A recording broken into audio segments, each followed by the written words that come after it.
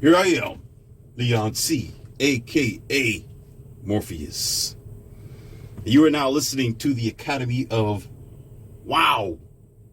And here today I got a very special audio for you. It's going to be a little different. I was thinking about creating a pie chart, just to let you know. Actually make and I'm working on it. I'm thinking about this. I'm not going to tell you what I'm getting ready to do, but let's just say I want to put a display up for you, because this is the Academy of Wildman, and I take what I do very seriously. So don't be surprised if you see, if I decide to do this, because I'm going to do all the, the schematics. I'm going to analyze it. I'm going to evaluate if this is going to be beneficial, because there's going to be a lot of things that is going to be involved. But I'm going to start putting up several things for you, because I want to help you and I want to teach you something. So that being said, I know it's kind of vague, not so directly to the point, but that's okay, because I don't want you to know yet. But I want to do that today, but I'm going to do something else. You see the title up there, so I'm going to go ahead and give you my disclaimer, and I'm going to tell you a little bit about myself. It's not too personal. These are things that you already know. It really is. So I'm going to put it all together for you. I'm going to make something different. I'm going to make it easy, and I'm going to go ahead and, I'm going to reduce your stress. I'm going to condense this information down to what I'm getting ready to say, because I'm going to trigger a lot of men. I just may trigger you if you're the wife of this man. All right. But I need you to understand why and what I am saying before I begin this lesson. Therefore, you can clearly comprehend what I am saying. All right. So we're going to go ahead and begin with several factors.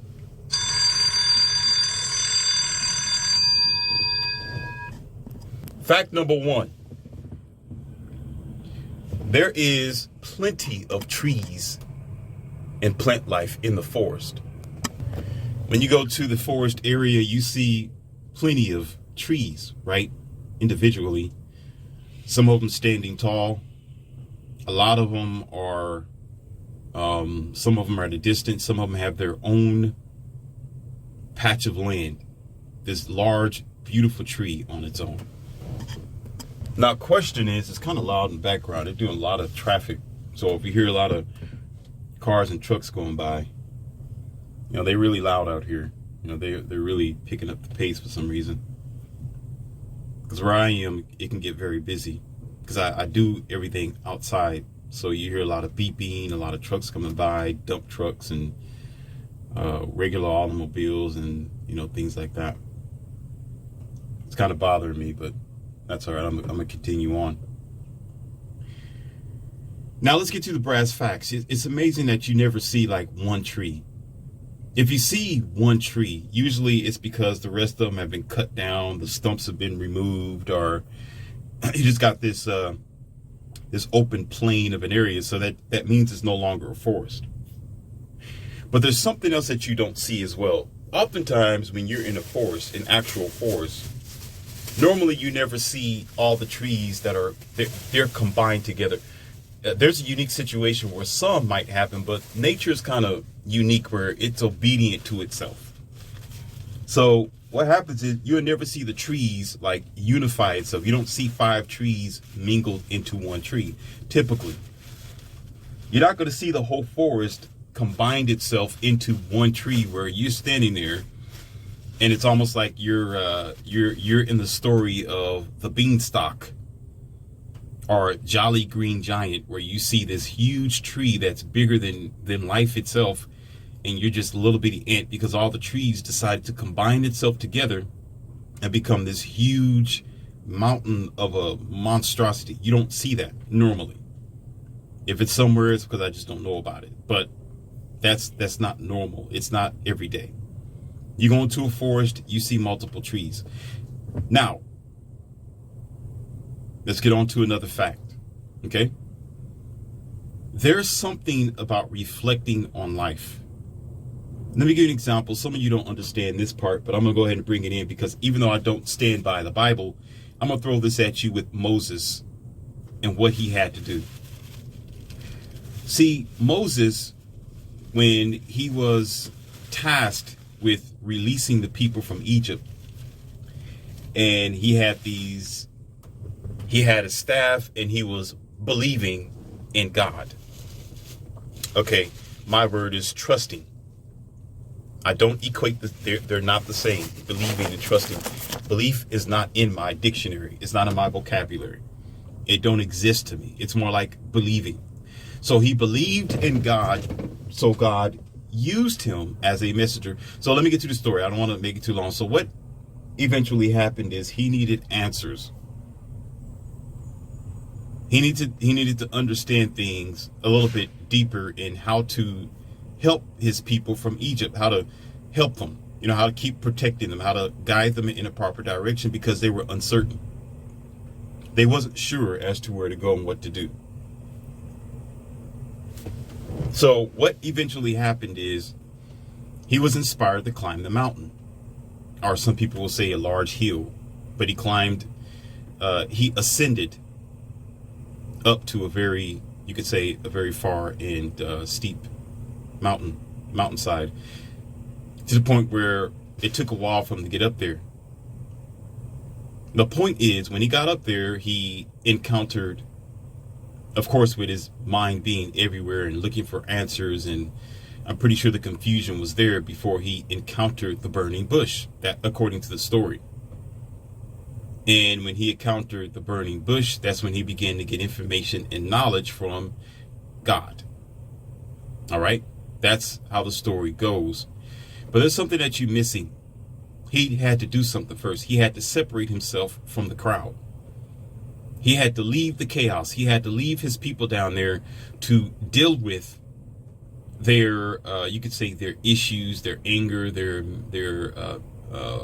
misguided nature, their mistrust of Moses himself. And they began to, of course, fornicate, wallop, worship false idols, and just become particularly rampant in deplorable activities. All right? But he had to disconnect himself to do what? To think. He had to disconnect himself to be a better man, to the point where, of course, as the story goes, he goes back down to deal with his people that he have saved from Egypt and correct the misbehavior that they were dwelling within at that particular time. Now, the disclaimer is, I love marriage. I do. I love marriage. And I wanted to be married when I was a child. All right? And it could be good for the future, and definitely it is very beneficial for children in some sort of financial future, especially when it comes to legal situations where you got to sign documents. If something happened to your companion, you can sign documents because you are legally involved with that person. So you have rights and you have privileges to this person's, you could say, detailed financial infrastructures. All right. And the world pretty much knows, or you could say the state and country that you are in, that you are Mr. or Mrs. Jones. And that's how they're going to apply it. And that's what's going to be on your resume. That's going to be on your books. That's going to be on your social media. Everybody knows you as Mr. and Mrs. All right. It's a good feeling within yourself. So it's not terrible. So let's get that out of the way. Now, next stage. Listen, I'm still talking about the disclaimer here. I have 3 companions that are 3 females that we are currently together as a unit. I don't look at them as separate girls. They are one girl. They respect and appreciate each other, and they respect me. No, they are not lesbians. Absolutely not. No. They're straight. It's all a wonderful, you could say, focus point on me. But here's the catch. The question would be, why aren't you getting married, LCM? How come you aren't taking them to the financial stage, or you could say jump on the broomstick to do the contract? First of all, you must know it's a very stupid thing, and I'm going to talk about that in a few minutes. I'm going to discuss that in a few minutes, but we're going to go back. Let's go back a little bit. The disclaimer before I get off rails here. I don't dislike married people. Understand that. And I am not talking about married men because I am jealous, or you're doing something or have done something that I wasn't able to do, or what you would think of is afraid to do. Afraid is that's not in my dictionary either, or vocabulary. I'm saying that for you and your mindset, wherever it might be. Fix your settings. I don't care about the word afraid. Not in my dictionary. Now, here's the thing. So it's not about clout either, or trying to bash you as a man, or what do you call that? I'm not trying to trigger anybody. This isn't about trying to get a rise out of you. I'm simply stating the facts, and we got to get to this point. So now that that is established, now I can begin roasting, but I'm going to do my best to hold the Black Stallion back, because you know how the Black Stallion is. But I'm going to tell you exactly how it is, and I'm going to be honest and straightforward with you. Now you have no excuse to think that because you'll say, oh, he hate marriage. He's just jealous. He don't like married men. What are you trying to say? You're smarter than us. What makes your life better? Okay. Let me tell you a little bit about my past before I got with my 3 companions. All right. Some of you have been following my channel and you've been listening. There was times where I brought religion into it, and I've discussed what it meant to be Adam and Eve, and not having someone standing next to you, and the list goes on. That's because I did my journey. I did my work, and also I've had my pick of the litter as well. Not to be or to get bored or to say that it is well endowed and enough. No. I constantly need to be fed. This isn't something I'm going to stop doing. Okay. I love my women, and I'm going to need them. I'm going to be with them, and I'm going to enjoy them until I'm no longer here.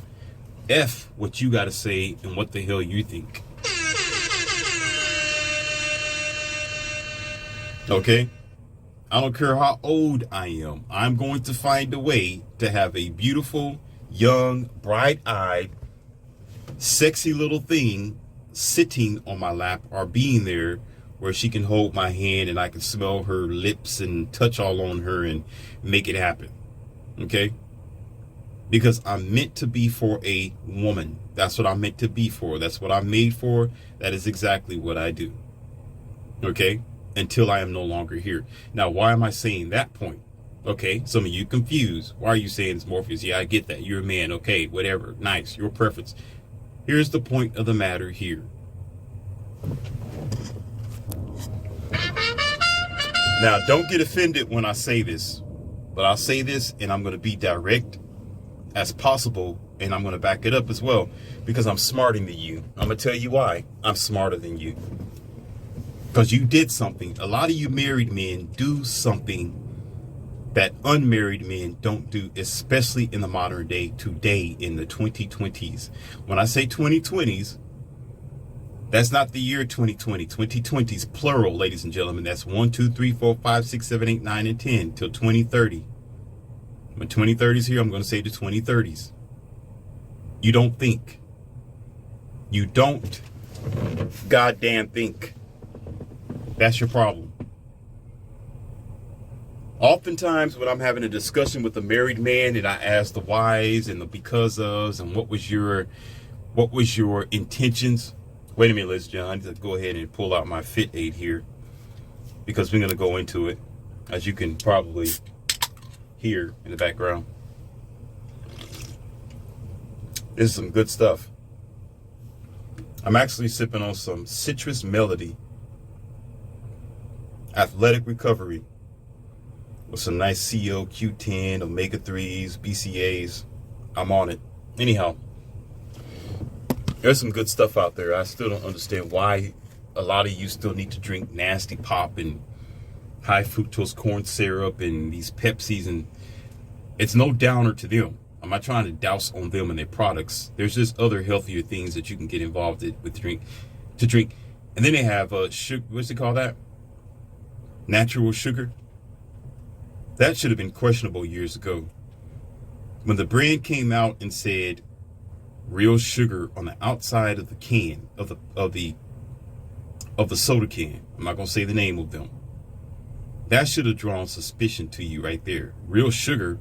What have I been drinking the whole time? But that's okay. Y'all still ignorant.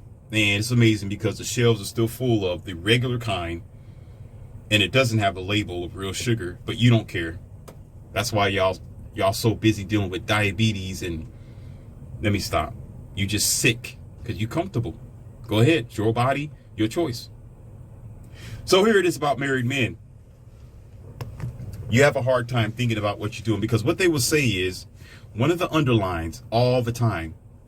Listen carefully, all the time. And I don't mean 1 out of 100. 100% of the time. 100% of the time when we are in a debate, what underlines, what every one of you will say is, I had my fun. I've been with the majority of women. I've settled down with this one. This is what you would say. This is your logic today. And it's no surprise because some of you have been married for 15, 16 years. 16 years ago was a different time. You understand? It was a different time. It was a different environment. It was a different world. There were some things that wasn't created. There were some automobiles that didn't exist. I get it. There was no Hoover stuff and, automatic robots and new computer chips during that time. So, of course, you're going to have an outdated mindset and say some dumb like that. That's fine. It's your preference. It's your choice. But what did I just say? The reason why I said in the beginning that I'm going to be and I'm going to enjoy my women no matter how old I am and until I'm not here is because I should never get enough of them. It should always be a going motivation, perspective, and requirement of my life because that's what I'm all about. You guys limit yourself. Married men usually limit themselves. They limit themselves to several factors. Once again, here's another factor. You forget you're a man. So you saddle down, or I like to say you saddle up with this one girl because that's the only options that you have. Because most of you, you're just an average guy. So you get this one woman who shines brighter than the rest of them. So you say this is the opportunity and chances. And most likely she manipulates you to do that because most of you are manipulated potential. You're a product of your own limitations and weakness. And I can pretty much vouch for that. And I got evidence for that too. But I don't have time to get into it right now. But probably later on I will. You limit yourself. You're programmed to limit yourself. And you settle down to several things. A heavy responsibility. And putting your mind as a man into the bracket of monogamous one-nightists. That's a disease of common men. One-nightists, monogamous. As I said before, I didn't get one-nightists. I didn't make it up. One-nightists came from someone. I don't know who said it, so I can't give them the credit. But that's not my words. It's been around for a while. One-nightists mean you're looking at things one way, like one car, one house, one bank account, one lifetime, one everything, one-itis, one girl. Okay? So let's move forward. When I begin to research and dissect this a little bit further with the man, I begin to explain to them that you're a man and men can have multiple partners. They can have plenty of women if they want, depending on what type of brand of man that they are. And therefore, once again, they will say, again, well, I just wanted this girl and I was satisfied with her. Now, once again, there's nothing wrong with that. Okay? Nothing wrong. But we're going to get into something that some of you self-hating and unbalanced men don't quite get. Contrary to what women think, they say it's a patriarchy. No, it's just that men have a position of responsibility, but some of them don't do it well, obviously, because they don't have a factor of the future.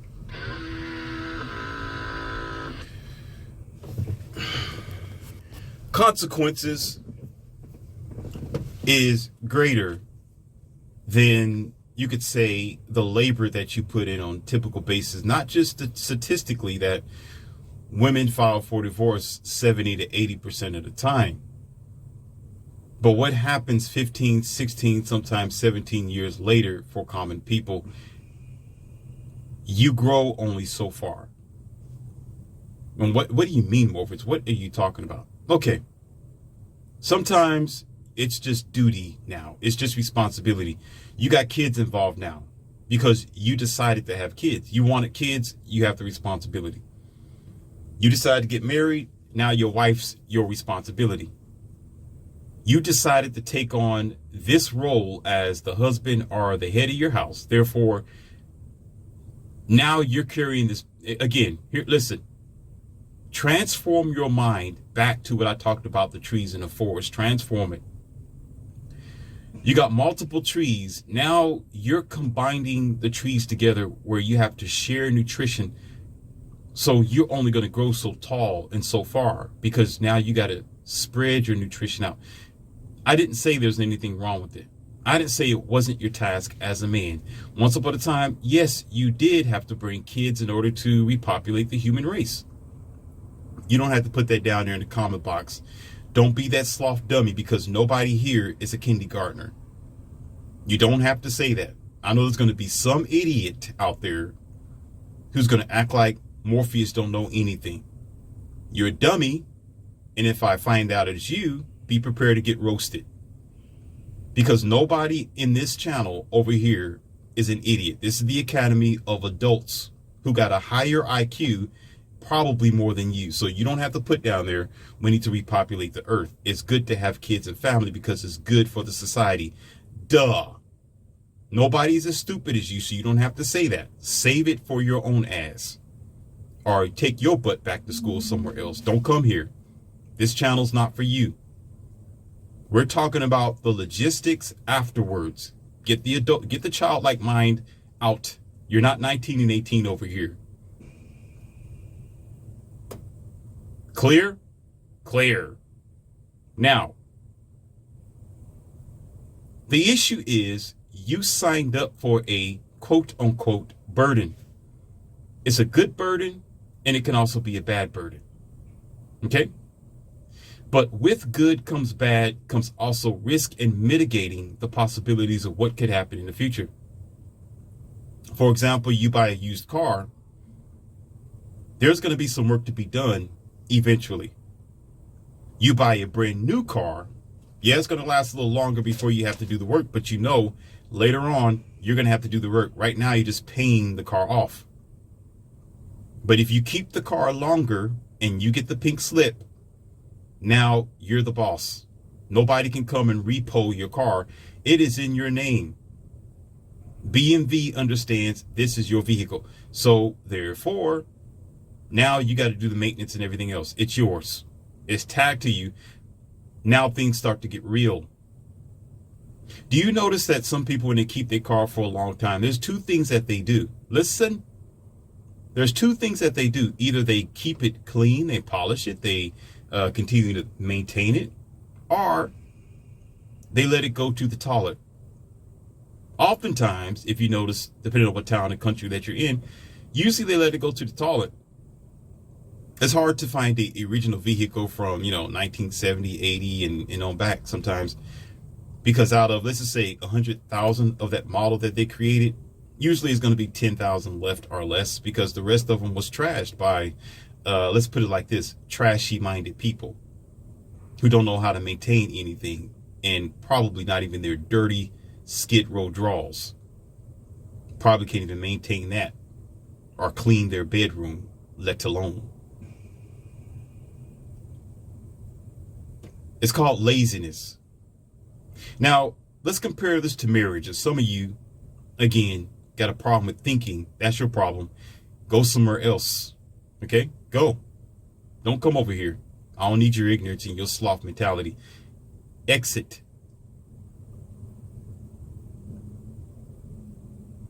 We know that marriage takes work. It is an effort. You got to polish it. You got to maintain it. You got to keep it together. But the problem is with this particular matter, comparison to people who don't know how to take care of their cars, the work is going to come eventually. And the bad part about it is this car is an organic person. Not to compare a woman to a car. This isn't disrespect. This is just giving you a comparison to some of you who need this type of understanding. This car, let's just say, is a Porsche. Maybe 10 years ago, it was the best thing that you ever seen. Maybe 10 years ago, it was driving quite well. Maybe 10 years ago, it was functioning better than everybody else's car, and it was a show-off. Typically, I'm not talking about those exceptionals. There's some exceptional people and men who know how to maintain their vehicles. They just have to drive it less. But you can't do that to a woman. You can't drive a woman less. You can't ignore her. Listen, you can't put your wife in the house and lock the door and think she's going to stay the same 10 years later. You cannot do that. This is where you can't compare her to a car. You can't do it. What I am getting to right now is the next chapter of this conversation that we're having. Now things are going to start making sense, and it should at this particular time. Okay?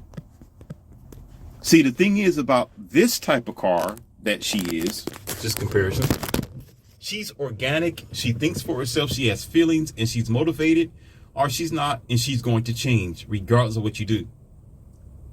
See, a Porsche, when you put it in the garage, it's not going to change all much but the year.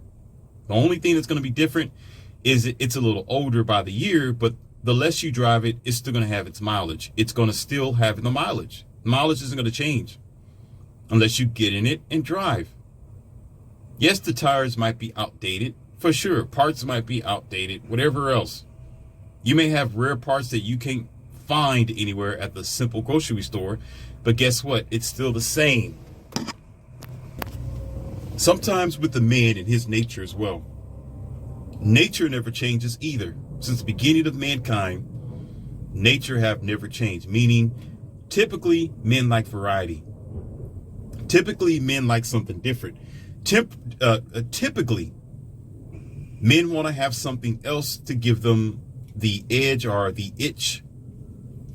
And this is another thing that a married man would say. Another argument that they will come up with. Just lets me know how low of an IQ most of them are. They say most of them, low IQ. They're not smart men at all, apparently, since they got married. But anyhow, that's another story altogether. You know what they'll say? Well, a new thing is always going to be good because it's new. That's their excuse as to why I'm going to settle down with one woman. Why I'm just going to just be monogamous according to how the society's working. That's just only for the sake of order and programming, but you never had to. Who said you had to live like that? Stop right there. Stop. Somebody hold them horses over here. Stop right here. Stop right here. Wait a minute. Wait. Stop. Stop the channel. Stop the programming right here. Wait a minute. Let me loop over here to my past again. Okay? Let me tell you something about myself once again that you already know. I've explained this to you before. I told you about my trips to Costa Rica, back and forth to New York, families that I'm around and people. I told you about my experience. Remember Wildman lesson 1, 2, 3, 4, 5, 6, 7, 8, 9, 10 down there? Remember Wildman lessons? I've been everywhere. But however, I've been in situations where I'm sitting at a table with two other guys. These two guys are married. Listen, they're married. I'm the only one that is not married, not single, but not married. I'm not monogamous. I'm a man of plurals. You understand? I'm a man of numbers and abundance. I want it all. And I'm going to get what I want eventually. I don't want one of nothing. I want everything of the whole thing. Give me the whole goddamn bag. You know, I was a troublesome child. When I was in church, one of the elders would try to give me like a piece of mint out of their pocket, right? And sometimes they'll pull the bag out and actually grab one piece of mint. You would say, oh, you greedy. No, I want the whole bag. Don't give me one. I'm eventually going to be the person to grab the whole bag because I'm going to listen. Because I'm going to want another piece of mint later on. Now that you give me this one piece of mint, it's going to decay. It's going to disappear. It's going to dissipate its quality at that particular time. It was sweet. It was good. It's fading now. I want another one. Now you're gone. No, give me the whole goddamn bag. Of course, you can imagine me getting in trouble. But the whole part of the matter is here. I'm at the table and 5 girls walk up to us. 5 beautiful, exotic girls, that is.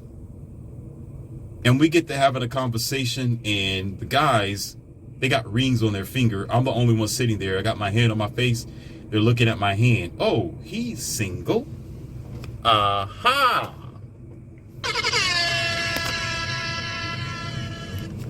They couldn't mingle with them, but I could. Meaning, the girls wanted to have a good time. They wanted to get to know us, right? You know, we're just about the only 3 good-looking guys in the place where we were at. And the guys had to decline. He said, oh, one of them said, well, I got to go home. The other one said, well, you know, I got to get up in the morning. They're married. They're limited. They got to go home to their responsibility they decide to sign up for, right? Me, on the other hand, I'm free. And I say, oh, y'all want to hang out and have a good time? Yeah, you know, you're here for a short time. Let's just enjoy ourselves. What you want to do? Hey, how y'all get here? Who are you? And I said, you know what? Let's go. Let's go.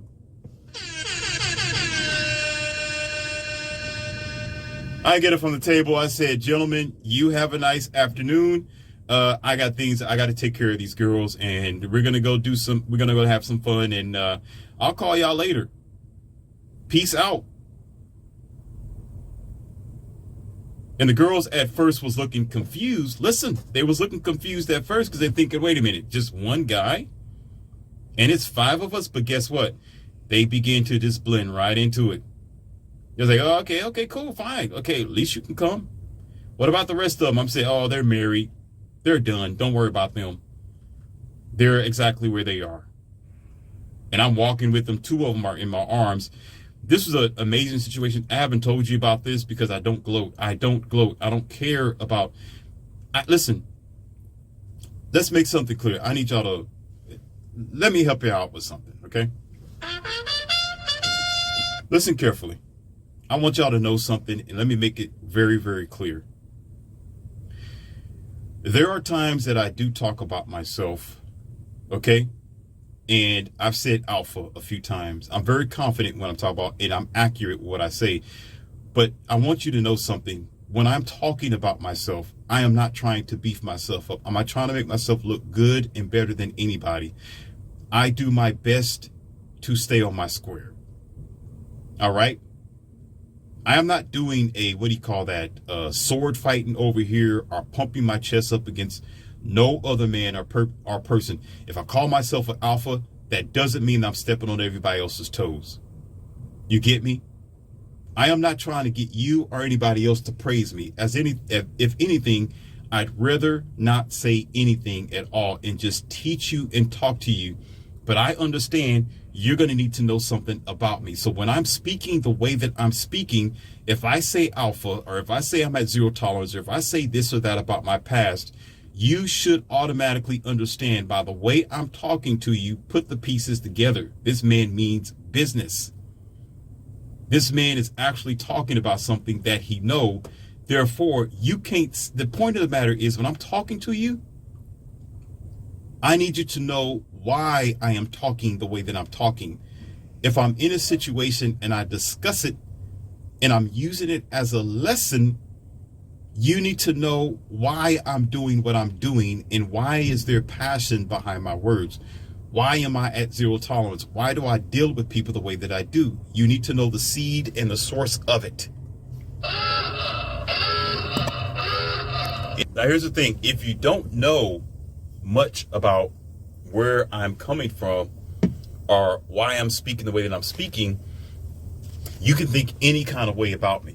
You can think any kind of, and people are going to do it anyway, which is fine. You're going to have your own personal opinion. People are going to talk bad about you. They're going to talk behind your back. That's going to happen anyway. But I do my best to teach you.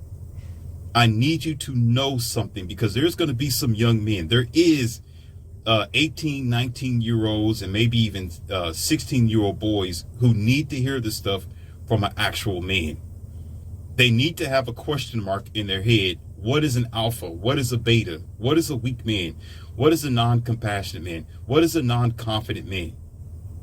Do you get what I'm saying? There's other men out here who are blinded to their own ignorance. They've been married for 24 years, but they're acting like the wife themselves. They need to understand that there are different men out here, a different man of a caliber that he could be, but yet he's soft, happy, cockholding, ridiculous, and pretty much redundant to himself.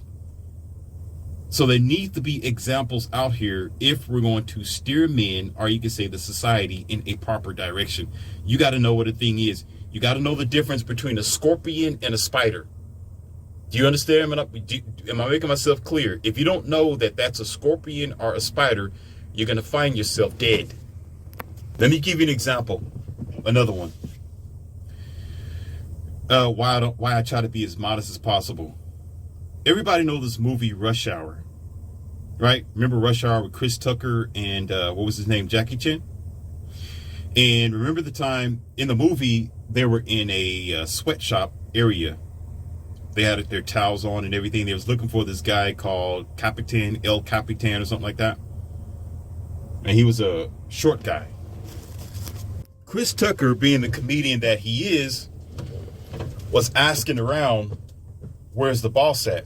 Who's the boss? No, where's the boss? He was just, approaching people, and I think one person pointed up in the front said, yeah, he's up there. His name is something, El Capitan. And he was trying to get approval from Jackie Chan. Jackie Chan said, don't do it. No, don't do it, Chris Tucker. No, don't do it. Don't mess with him. Don't. We got another plan. Let's do this differently. He was telling him not to do it. Don't mess with that guy up there. Listen, there's 50 men in this room. That guy up there in the front, don't you mess with. Listen, don't touch him. There's a difference between a spider and a scorpion, man. That's a scorpion up there. Don't bother him. So what did he do? He walk up there, right? And you know how Chris Tucker is. Funny, loud. And he gets in the guy's face. And he start threatening him. And of course, we all know what happened after that. Then he did something with the towel. And the guy stood up. Now, remind you, he's not 6 feet tall. He don't have six-pack rock-hard abs. But he had something in that room that a lot of the other men don't have. It's called respect, leadership. But he was an alpha as well in his own way. He didn't have to body slam anybody. He didn't have to tower over anybody with the square jaw. But Jackie Chan knew this. And guess what? When El Capitan stood up, everybody in the whole room stood up. They were all in trouble. And guess what? Put them in a bad situation where it could have cost them their life. Then what happened? Both of them get kicked out of this massage area where they was getting massaged by the Asian girls, which they could have had a good time. He could have gotten some mushu, right? And, they would have left with their clothes on. But instead, they're walking and are running in the middle of the street naked because he didn't know the difference between a scorpion and a spider. There are some people out here in this manosphere who loves to say, hey, if you call yourself an alpha, you're not an alpha. You never have to say it. Okay, go to the forest. There is a poison ivy tree, and that tree over there is a regular, what do you call that? Leaf poison ivy branch or something like that. Over there, that's just a regular branch. There's some people that don't know the difference. You got to know. There are some cars that they may have, what's that? They might have the same outside, but they might have a different engine. One might be Hemi, the other one might be just a 4-cylinder. And oftentimes on the outside, it may say, hey, high performance or high powered, or it might say Hemi on the outside. If you don't know what to look for, how would you know? Or you just want to stand there and be stupid and think you can race this thing and get your ass blown out of the water.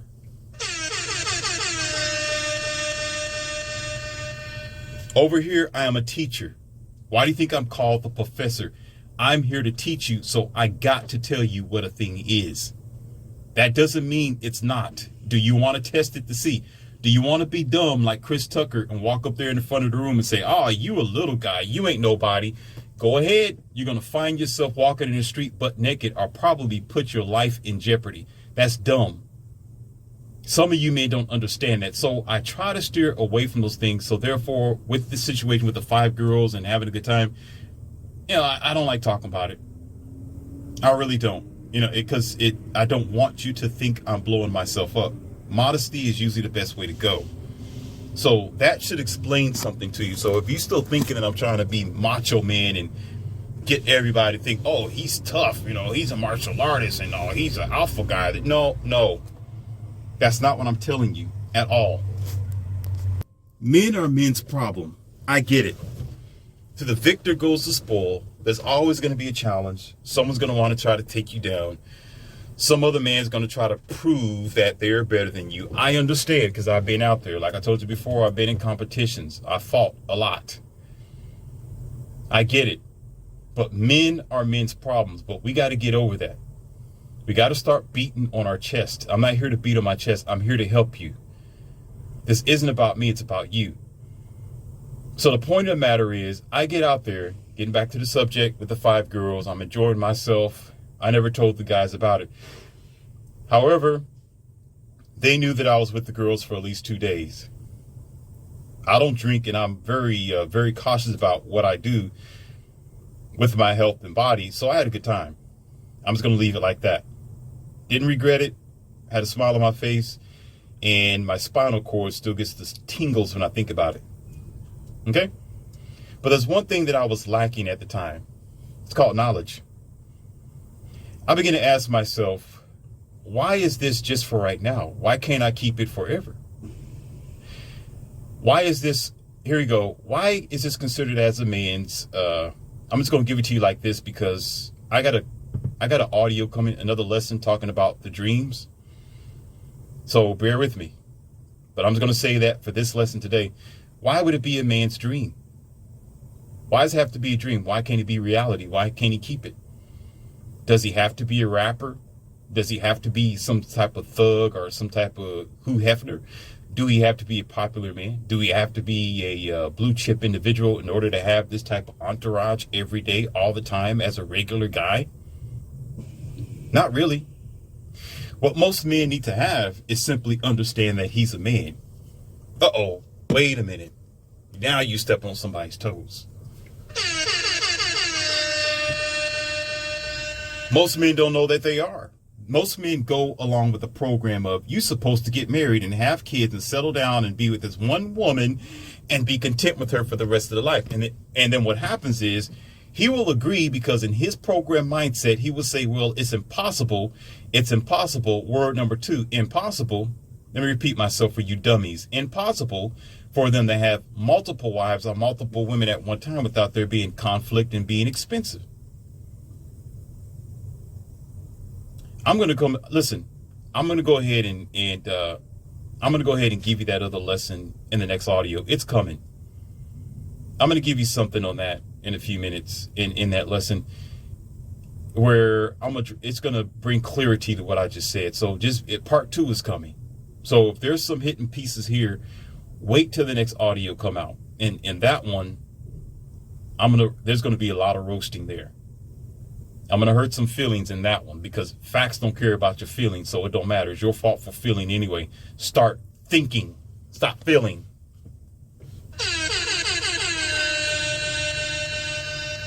The point of the matter is, once again, getting back to the subject, the married men did something that a lot of them did, besides the one-nighters besides the one-nighters and limiting themselves and understanding that they're men. I watched them daily. Listen, I watched them daily looking at other women walking past. They would have slight comments about them. Now, these are married men. Listen, these are married men. They talk about, man, if I was single, I would do this to her. Some of them would sit there and laugh. Both of them would sit and stare. This woman walked past and she got a beautiful butt, nice thin waist, long hair. And they're staring at this girl. I'm looking at them, not her. Because I got my feel. I have my women, or I had my women as well during that time. Therefore, I'm not what some people will say thirsty. Okay? But these guys are thirsty, but yet they're married. You will wonder, why are they thirsty? They got a wife at home. Why don't they go at home to the cow? What did I say before? They got a 10-year Porsche. Can it still drive? Sure. If something go wrong, can they repair it? Well, sure, yeah. There's something in the marriage go wrong, you can repair it. Absolutely. But what they did is they limited themselves. And here's the key. And I'm gonna go a little deeper here with married men because there's a policy that I'm going to make today. And again, it's not going to be a comfortable one for those who are married. They went along with a program that doesn't adhere to their nature. They went along into a system that doesn't comply to science. It does not.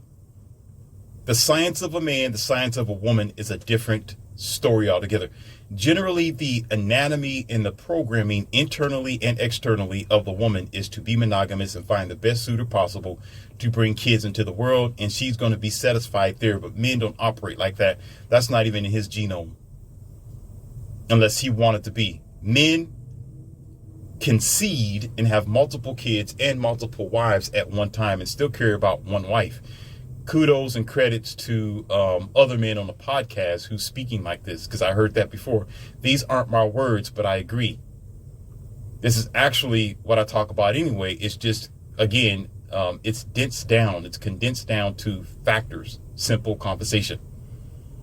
It's absolutely true. If that weren't the case, I wouldn't be with 3 companions. Duh. But I am. Now, what ended up happening is now they put themselves in the corner. Now their back is against the wall. They still need. They want some new strange. They want some new sensations. But this is what happens. This is the consequences. This is why you have cuckolding. Okay? And I've spoken about this before. When the marriage gets desperate, they got several things now in place to help them keep the marriage going besides marriage counseling. All right? They got wife swapping, wife share, cuckolding, wife for a night. They both might have somebody outside of the marriage that they are messing around with as long as they come back home to each other. That means the marriage is just an arrangement. Listen, that means the marriage is just an arrangement for the kids and for their family they've established for so many years. That's all it is. That's all it is. Eventually. They're donkey dunking. Now it's probably like once every month or maybe once every 4 weeks. But yet when you have a conversation with them, you know what they'll tell you?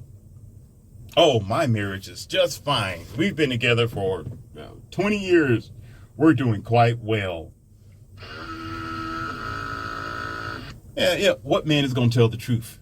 Like I'm going to sit up there and trust in what you're saying.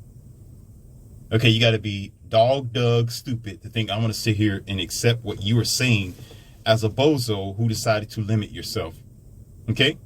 You got to be completely out of your mind when you're not even truthful with yourself. I already know the common man don't know how to tell the truth. You don't know how to be a man and be honest with your wife or your girlfriends. Some of you, again, I had a conversation about this before. You don't even know how to tell this girl, hey, I'm not going to be monogamous. I find other girls attractive, but yet let's work this out. You're number one. You're special, but I got to step out every now and then. You're not going to say it. You rather lie to her than cheat on her, get caught, and get your windows busted out, and probably even your jaw.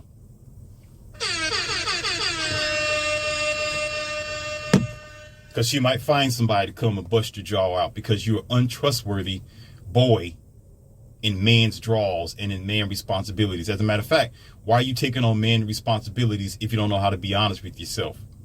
You're a punk ass. Go sit down. Go back to school. Go. Don't come here. You don't have to go home, but you can't stay here. Again, I know this is going to fart on some men's faces, but you'll be surprised, even as a married man, this is going to apply to the majority of them. It may not be you. There's a few of them out there. Well, you can say, how's the majority going to be the few? Well, that you may know of, that this applies to. They can't be alone. That's why they got married. They had to saddle up with someone, not ones, with someone, because they don't know how to be alone. They don't know how to deal with their own life alone. They don't know how to go somewhere alone, take themselves out to eat somewhere, go golfing alone.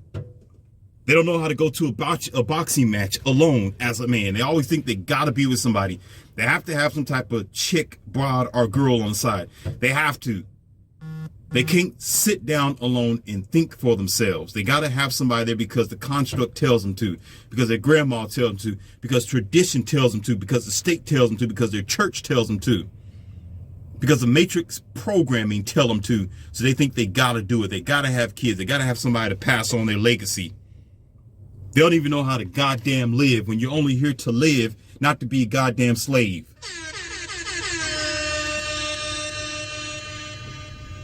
Before I met my 3 girls, I was alone. Yeah, I had girls every now and then, of course, but I dealt with everything all by myself, built myself up. I took myself out. I drove my motorcycles without them on the sissy bar. Do you understand? To the point where I told you about this before in my audio. The girls thought I was playing. See, it took a while for them to understand what position that I sit in and where they are at. I told you this before. They said, hey, what would you do without us? You know, we're here, we're making you happy, we're supporting you and all that type of stuff. And what would you do without us? You know you need us. What are you going to do? They thought I was playing. I was real quiet. I said, hold on. I went here and there around the house. I grabbed all their stuff and put it in a big Ziploc black bag. All 3 of their You see 3 big bags in front of the door. I said, really? I said, get out. I've done this before you. I've been Leon C. Morpheus before you even, listen, I've done this before you was even thought of. You didn't even exist in my mind. And I can do this without you. I got you, and I got you, and I got you. Guess what? I can do it again. I am not in a scarce mindset. I'm not typical like these dumbed down, unadvanced. Yeah, I'm using the word unadvanced. Disadvantaged, mind blocked, one-itis, monogamous, simp ass, common men. I'm a man of abundance. I can still do this. This is my goal. What makes you think you changing any damn thing? Think I'm playing with you? Go ahead and call an Uber. Get the hell out. We can call it quits right now if you think I'm playing with you. The moment you walk out the door, I got 2, 3, 4 more other women waiting because they see you, they see me, and you know what? They're like, I want to have a chance. Keep playing with me. I never heard anything out of them ever since. They know their position. At the drop of a hat, I can just say, okay, we've been together this long, and yeah, I love you, care about you, but goodbye. I'm not afraid of you leaving. You don't have nothing here, and you got nothing on me. I'm in a position of power because I know myself. I've been alone, and I can deal with not having you. I was going to say something. Woo, man, I ain't going to say it. I'm not going to say that on YouTube. I'm not going to say it. I can do without you. But you know what? I do care about them. They know how important that they are. That doesn't mean that they're insignificant. What I'm saying is a lot of married men, they don't know how to be themselves. They don't know how to be comfortable in their own skin. They got to be a servant.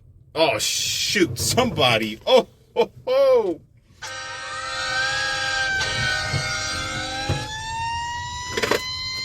They got to be a servant. They got to be a slave. They have to be. They can't be alone. They got to service the system. That's why corporations, jobs, sometimes politics, they love it when you're married.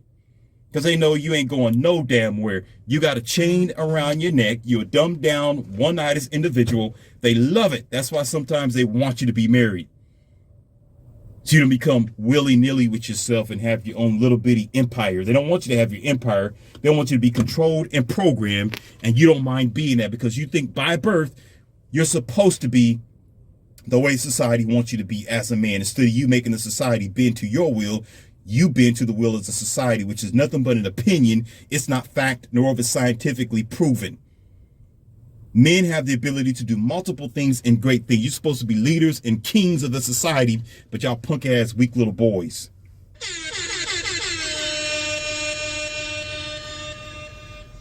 But yeah, you want to sit here and complain that you're limited, you're tired, you wore out, you with this one woman. Should she divorce you, you're done.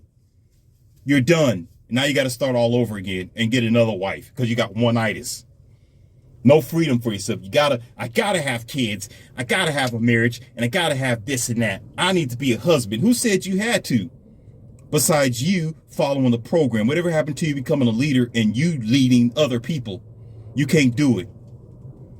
That's the common man.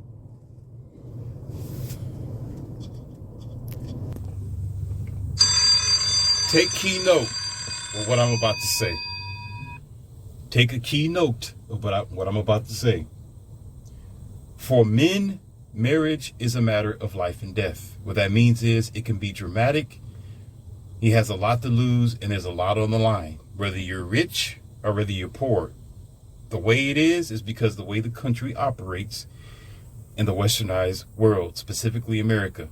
It is not wise nor healthy or a good idea for men to put them in a jeopardizable situation and compromise themselves the way the system operates. It's made for you to fail. That's just 100% true. Especially when you have 100%, you could say I won't say 100%, but most women who aren't qualified to be a wife. They're not qualified for you to invest in them and get yourself in a compromised situation. There's a reason why I'm saying this. Take keynote to that. Keynote. For women, marriage is paradise. Marriage is a good thing. Marriage is comfortable. They're programmed as children or little girls to get married because it benefits them in their Disney lifestyle or their princess mentality. You know, wanting the picket fence, the 2 kids and a dog and, right, some sort of SUV to drive around with their extra baggage. That's her dream most times. They're taught this as little girls. And it benefits them. They manifest this through the system that supports them. Whereas men fail in the process. Now, hold on to this. Hold on. What I was going to say about married men, I have a new policy now. From now on, I'm just going to have a conversation with you only about sports. That's it. And I don't even like sports, but we can talk about it. I can act like I know what I'm talking about, but you know, I'll play with you. We can talk about the shallow water stuff. Let's talk about the weather. You know, I'll wave my hands. Hey, how you doing, Bill? Hey, Chuck, what's up? How's your day? Woo, it's raining out here, but guess what? You know, I made it. I got my umbrella. That's all you're going to get. Because when it comes to conversation, when it comes to talking about the deep recesses of reality, you don't have it most times. Now, there's exception to the rules. There's exceptional men. There are some men who are married and they got their mind in the right place. Maybe people like Jordan Peterson, but they're rare. You understand? Most married men don't have a couple of marbles to rub together when it's talking about reality. And there's a reason why I say this. What did I talk about the forest again? Let's go back to the beginning. The lesson is the trees in the forest. What happens with this one tree who has its own nutrition, has its own way? They see something that you don't see. The forest isn't in the way. It has a focus point, like a laser, on all the details about itself. What I say about most men who can't be alone, they can't be alone because they don't want to face themselves, the reality. They don't want to understand what type of man that they are, so they got to have their mama there. They got to marry their mama. They got to marry their mama because they can't focus on their life as an individual single man and enjoy the manhood that the universe have gave them. They can't do it. What did I say about Moses? Why did I put all this together? I've explained it to you. Let me take a sip. How did Moses learn something? How did Moses get his wisdom? How did Moses understand the 10 Commandments? Moses had to separate himself from the group of people to see something. He had to focus like a laser on his task, on his relationship with God. He could not do that sitting down there amongst the people who were bickering and arguing. It's impossible. It's hard to sit there in front of a table or your desk and your kids are running around. They're arguing. They're knocking stuff over. Mommy, James keep hitting me. Mommy, Susan, she took my toys. And all you ever hear in the background, people stepping up the stairs, stuff being knocked over every now and then. You hear them playing outside. You can hear their laughter. You're worrying about if they're going to get hit by a car or something like that. It's too much. It's too much. It's a job. Rearing kids, it's a job. It's pleasurable at times, but it's a job. You can't do it. You got to extricate yourself. You got to go to a quiet room. You got to go in your man cave. And sometimes it's better when your kids are asleep and your wife is probably asleep too. Lord have mercy. And then you can focus on your tasks. You can read something. You can focus on getting the plans taken care of for the next day. I know how it works.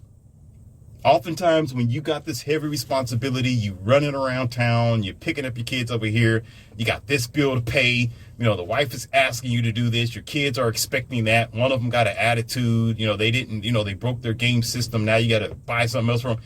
It's not easy. Then you got to do some work on the house, you got to repair everything because you got more than one body running around. They're using up stuff, toilet paper and tearing up trash, got to take the trash out. It's not easy. You can't focus on it. You got to separate yourself. Are you understanding what I'm saying? It's different being at home all by yourself. You got all the time in the damn world. You can read a book in silence. I've did projects before and I laughed at it. I can take something, a piece of food or an item or a computer or some keys. I can put my shoes on the counter. Never did, but I could. I can go home. I can literally put something either in front of the door. I can put it on the coffee table. I can even leave a shirt on top of the flat screen television. When I come back home, it's still going to be there. Let's give you an example. Roll of toilet paper. It's just me. I can take a couple of squares if I want to, or maybe, what do you call that? 6 inches, whatever I need to, clean my ass, right?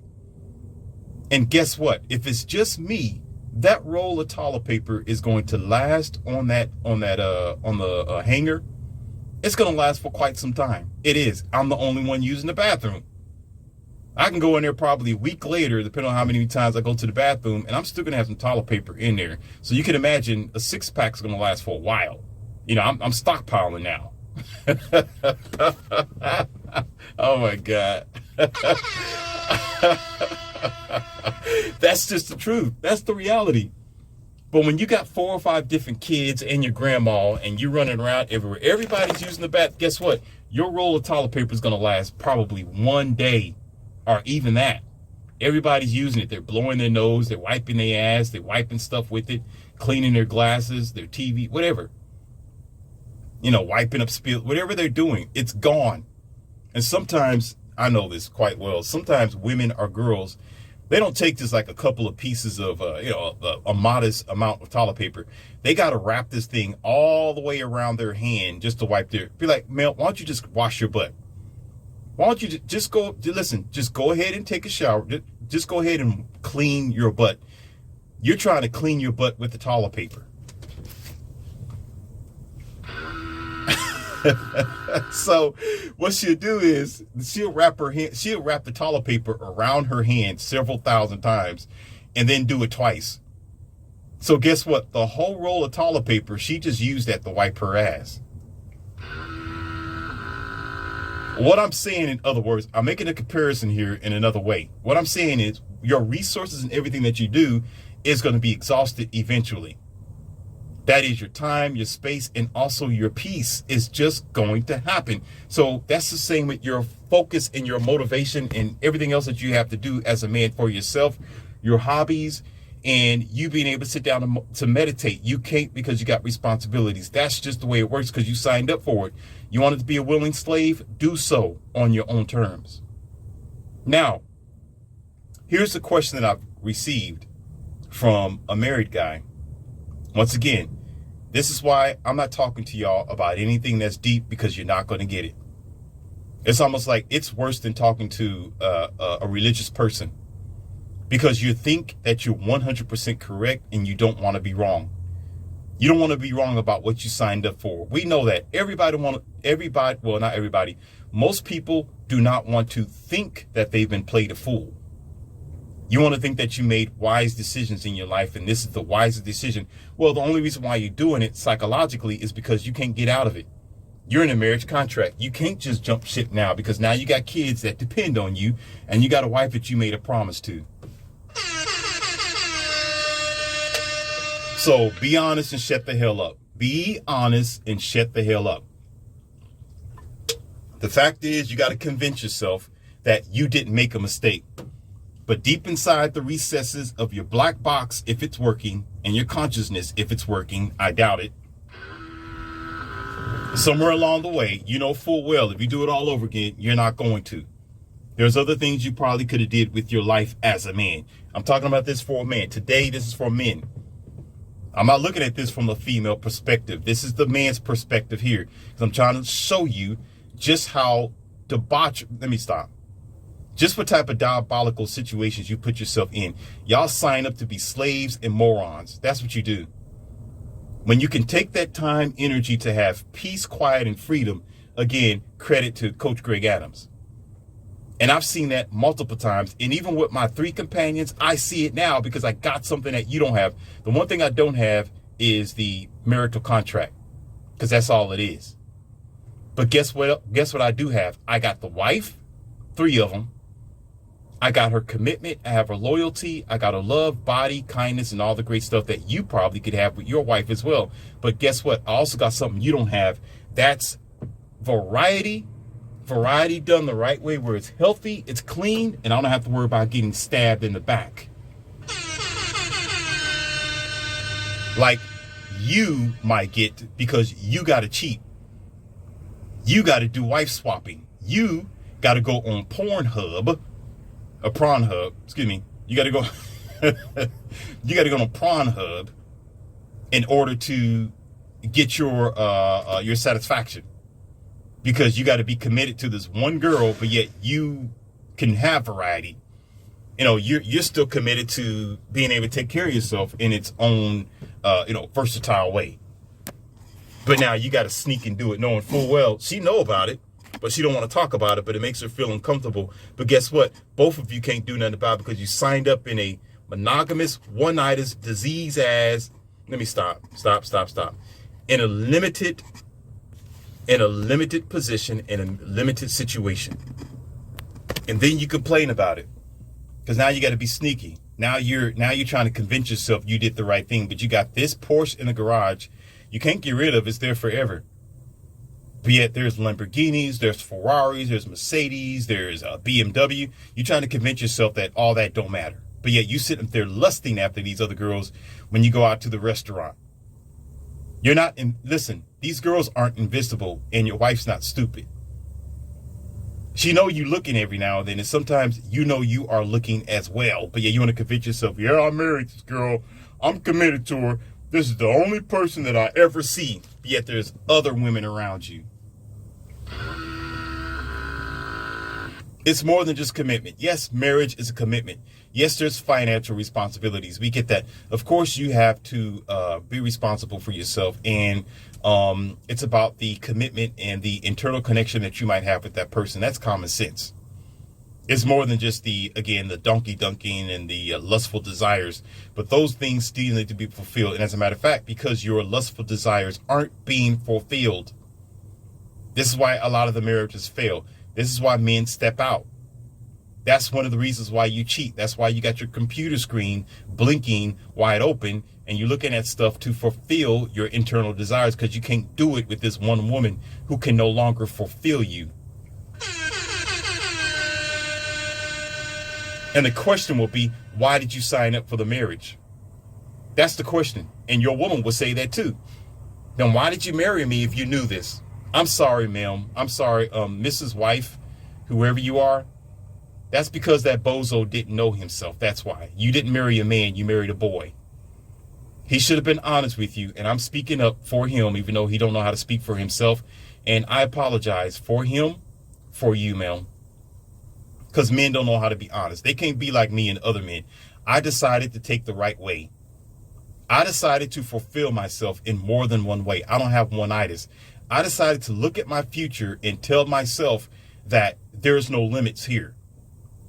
I told myself I'm going to grab the donkey, not by the tail. I'm going to take the whole entire damn donkey. I don't want the donkey's tail. Give me the whole donkey. Put that goddamn thing in my house. You understand? A lot of you guys like to just go ahead and pit-pack around, walk around on eggshells because you don't know yourself. You like being limited. You're soft. And you know you are, because you sign up to a monogamous, one-itis lifestyle that's not even natural. The westernized world tells you to do that. And I got something else. Oh, yeah, buddy, I got something else to tell you. I got it, and it is bursting. It is bursting out. I got some evidence for you, okay? Not only just the past. Let me ask you, it's not going to be a question. This is a fact. All right? There's more women than men, generally. And oftentimes, in most situations or towns or country, you can say states, especially in the United States, there's more women than men. And there are more single women than there ever used to be for various reasons, besides her just going to get her career,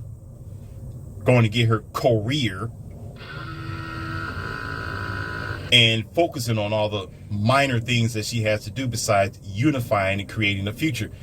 And that right there is going to contribute to why the birth rate is decreasing, as a matter of fact. Now we're going to get to the point where we have to have kids and have some sort of union, but forget about it, because again, I told you, more than half of them, they're not marriage material, but that's another conversation for another time. However, the point of the matter is there's more women than men. Men can have probably 2 or 3 women to themselves, and still there might be several other women that are still without. There's still going to be more women than men. I won't say every man end up with 5 women, but if that was ever a possibility, it might even out the society.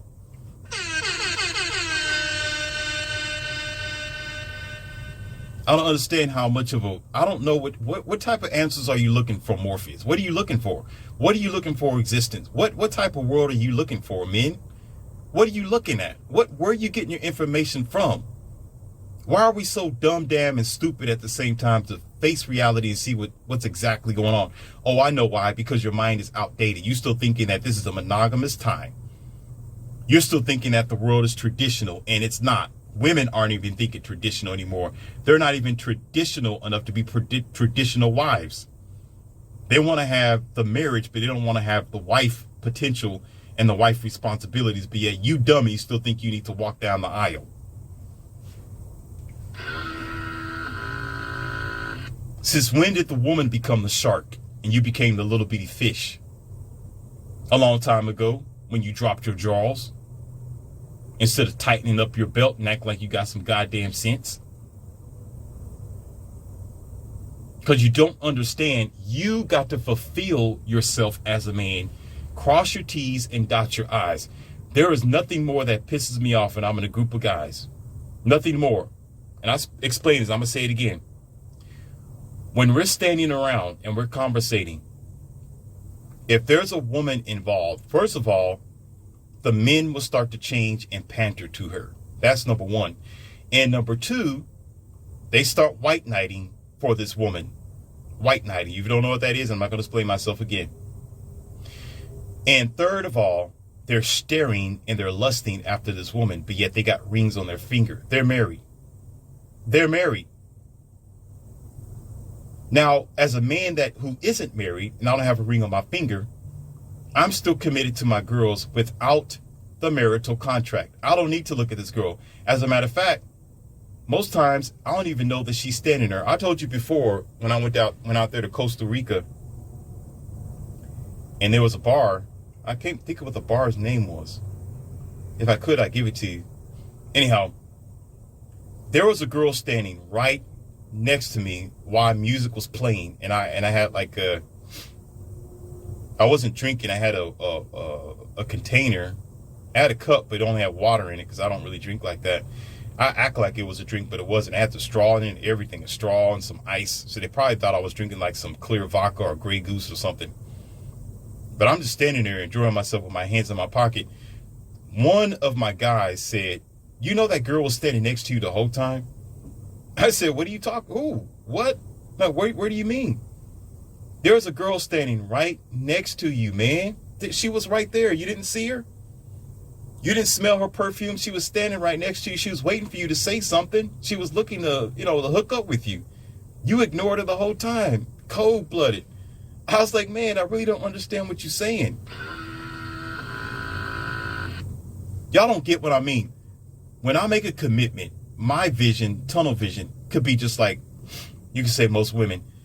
Most women are invincible. I don't even know they exist because I'm only focused on my companions. You understand? They're the only ones that exist.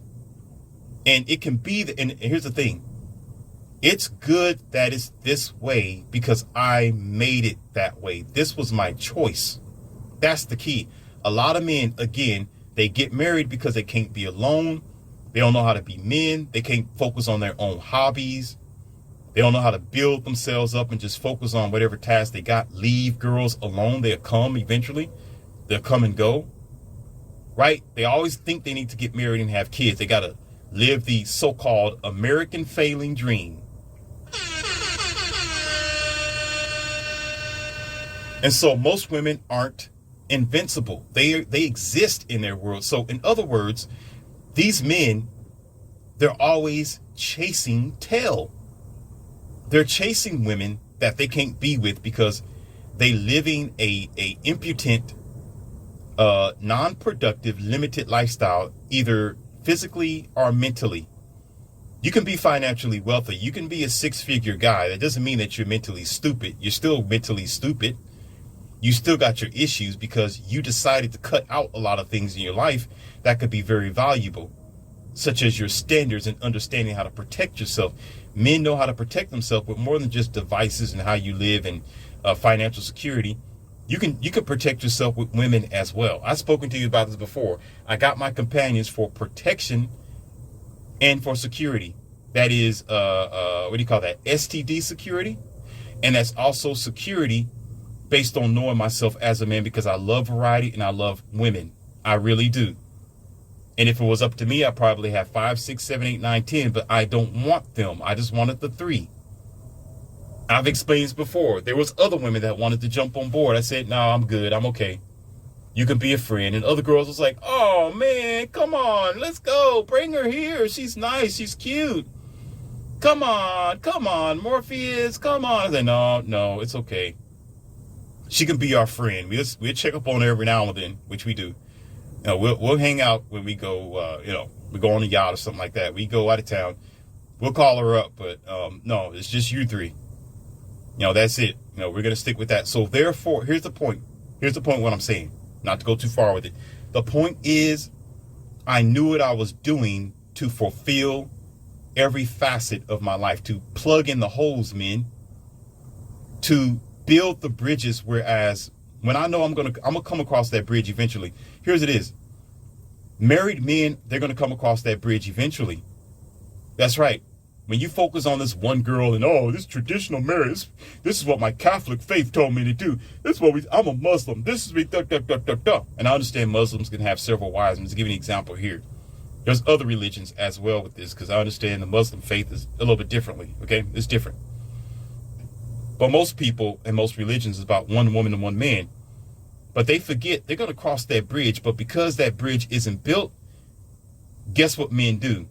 They stand there on the edge of the bridge. I mean, on the edge that has no bridge, looking across the way where there are other opportunities and chances. They stand there and they suck their thumb and look like the dumbass that they are.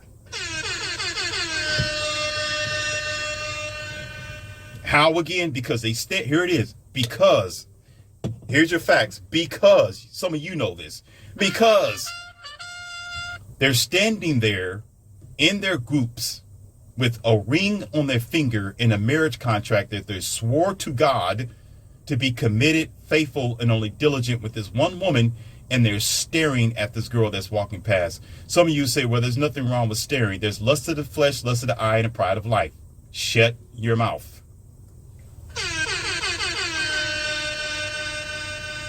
There's no excuse. There is no excuse, because your woman at home is the apple of your eye. My companions, they're the apple of my eye. I don't even look. I don't care. The other girls could be as, what do you call that? Powdered down. They can have their fake up, not makeup, fake up. That's what it is. It's not their real face. Okay? It's the, manipulation. However, they can look as good as they want to. You know what I'm going to say? My woman can do that too. Yeah, I got a woman that can do that. And one of them, they weigh like 124 pounds. One is 127. Other one is like, I think she's a little bit heavier than that. Almost, she's like, no, she's like somewhere in between. She's somewhere in between. Yeah, they're really small girls, but they're a variety of weight and different little shapes, stuff like that, depending on how tall they are. They don't really tower over each other, so it's kind of a, none of your business type of ordeal. But the fact of the matter is, when there's a girl doing something, they're walking around their yoga pants on, or they, walking on the beach and they got their breasts all done up. I don't care, because you know what I'm going to say? My woman at home can do that too. Yeah, yeah, thank you, but no thank you. I go to the bookstore, one of them will purposely bend in front of me because they see the 2-3 girls with me, right? They do it on purpose for competition. I think it's funny. Because she thinks she got a chance, right? She'll bend over, right? Especially in the summertime. Got this old skimpy see-through going on, right? So when you're grabbing a book, you don't bend completely over. You bend your knees, right? Girl got directly in front of me. I mean directly. Not to the side, directly. Because I'm getting ready to walk up to this bookshelf. And my girls are right next to me. The third girl was over there trying to get a book checked out. And the other, they like to pretend. See, women see things, they pretend like they don't, but they can see it from the side of their eye. They don't have to look directly at something. They can have listen, women can be looking all the way, what do you call that? Not 90 degrees, 180 degrees all the way around. They could be looking in a total opposite direction and still be staring at you in your face, and you never know. She's looking right at you, but her hair is, all you see is her hair, but she's looking at you. She can be looking out the window and you standing like, at adjacent from her. She's looking straight at you.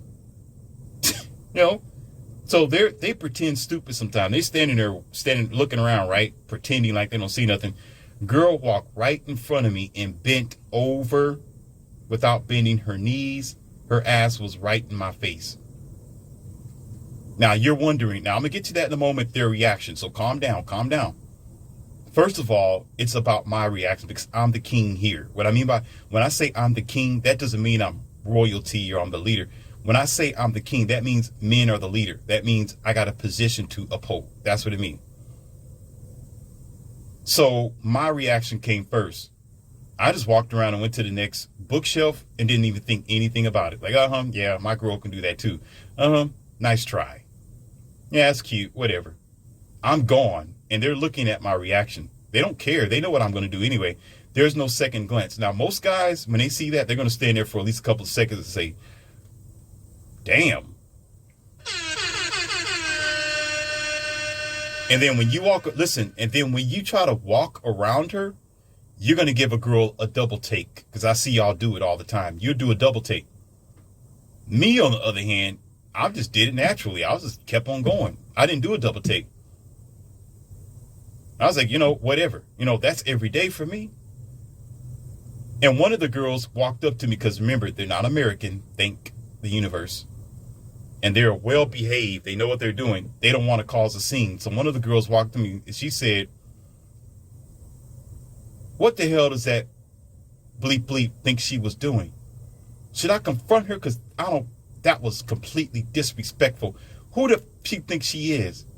I'm about to walk over there. You better talk to me, daddy. You better say something, daddy, because I'm about to go over there and F her up." I'm like, "Baby, listen, it's all right. Did you see me react to her? Did I react to her? No, you didn't. I saw that. Tramp tried to step in front of you. That's just disrespectful. She know you my man. How's she going to sit there?" I said, "Don't worry about it, because that's how they do. But if you listen," oh, this is deep right here. Check this out. Probably if I wasn't there with my companions, most likely she probably would not have done that, because sometimes women love it when they see men with other women, because it gives some type of validation. It kind of makes them curious about that man. Like, dang, you got 3 girls around you? What is it? What are you packing? Who are you? What kind of money you dealing with? What do you do for a living? Blah, blah, blah, blah. Because you American, y'all don't understand. And I'm getting ready to go I think I'm getting ready to go on a tour, and I'm going to teach. I'm trying to put this together, because I got to teach y'all Americans something. I got to show y'all something that you're just stupid to, where y'all think it's all about money. You think it's all about blue chipping. You think it's all about what you got in your back pocket. You got cars and boats and stuff. Dumbasses. There are things in life that have nothing to do with money. It's about what type of person that you are, and y'all don't get it. You're in a country that you're all about taking. Y'all don't give nothing. Y'all about yourself, and oh, she's with you because you're popular. You got clout. I've explained this in the other audio, and again, it's not to beef my head up. I'm trying to teach you something. I did not get them because of money. Can I support them? Sure. That's common sense. Can I keep my light bill on? At least I can do that. Do I have a car to drive around? Well, I got to have transportation, right? Yeah. If I want to go to the movies, I got to be able to pay for a movie ticket at least, right? But I don't need to have like 3 mansions and, make like millions a year. And no.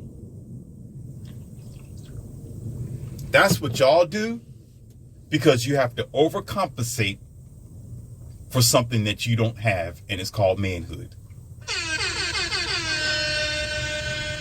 When you got to depend on something else because you don't have something else. It's just like when I got in the competition, there was a lot of 6 feet plus guys who was big and brawny who couldn't do jack spit when it came to competition. They got slammed, they got thrown around, they got kicked out of the ring, and they got KO'd because they kept depending on how tall and big they were. They were overcompensating. Have y'all watched that movie? I think it's called Danny the Dog. It was with Jet Li. Okay?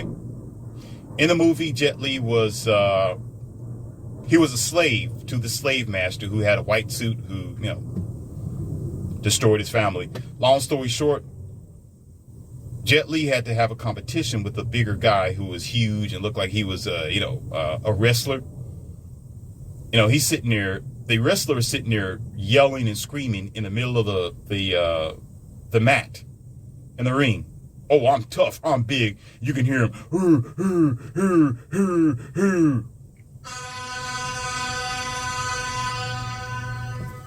Any other weak ass man would have got scared. Like, oh my God, look at this monster. He's going to step on me and crush me. He's roaring, and he had like a black chain around his neck with some spikes on it. Like, I'm not getting ready to mess with this dude. I'm not going to mess with him. Jet Li isn't that tall, nor is he that big. And this happens in real life. I'm going to give you an example of what it's like in the boxing match or in martial arts and stuff like that. This little bitty guy, Jet Li, just walked up to the dude and punched him a couple of times in certain areas. and he fell like a tree getting cut over or getting cut down because he was overcompensating. The moron, big guy, was overcompensating for something he don't have, which is skills, smarts, and true tenacity and true experience in fighting and being able to move around and have speed and agility. I'm not going to get into all that. So a lot of times you American people, you overcompensate. That's why sometimes Japanese vehicles beat your ass most times. That's why the Asians, they'll make a 4 or 6 cylinder engine, and with your kick ass self think that you got a big V8 420 something. You revving your Ford Taurus, not your Ford Taurus, your Ford Mustang and Shelby. You think you're doing or your Camaro, looking like a dumbass. And then Asia, or you could say Korea, or over there in the Orientals, they'll make something like the Nissan GTR or something like that and whoop your ass from 0 to 60. And from 60 to 100. You're like, what the hell happened? And they got a V8, they got a V6, you got a V8 engine, 5 point something liter. You're in a Mustang 5.0 and this is American muscle. Yeah, man. American muscle. It's big, it's strong, got like 500, 600 horses, man. Yeah. Yeah, man. Dumbass, weak. Looking stupid. You and your, let me stop. You think big is better. Bigger is the way to go. Yeah, this big beefed up V8 engine, loud muffler. And all the Chinese or the Orientals got to do, or Asians, whatever you want to call them, they all, they're not all the same. I know they're different. This ain't no disrespect. I'm just trying to pinpoint because all of them got a special car. All of them put their mind together and create something that'll whoop your ass. But anyhow, they'll go over there. They'll make a 4-cylinder or a 6-cylinder engine. That is probably it's a 2.5 liter or a 3.0 liter, and here you are with a 6.5 or a 5.0, and they'll beat your ass to the checker flag with a smaller car. You'd be like, how the hell did they do that? Because you always think you overcompensating for bullshit. You overcompensating for common sense. That's how it is when it comes to money, finances in your homes. All of you men are always leading with your wallet. And I'm not going to tell you all my secrets. Listen, what attracted my girls? I told them something that was very simple. I said, I'm not getting ready to buy you. If you don't like it, find you another man who's going to buy your life. I'm not buying you. I'm not buying you over here. If you're going to appreciate me as a man, or you can get the hell on somewhere else, I'm going to go find me another female. You know what? They got wet. When I said that, they stood there and said, oh, hell yeah, this is my man right here. I said, if you're looking for a yacht, you're looking for a life of luxury, you're looking for me to get on my knees and give you a diamond ring that's worth 2 acres, you know what? Forget about it, because I'm not going to do it. Go find you another man somewhere else. Listen, I'm not here to serve you. I'm not getting ready to put a goddamn thing on it. We're going to understand each other as natural human beings. If this is something you can't handle, go somewhere else. We don't need to hook up. That's what really got to them. They said, what?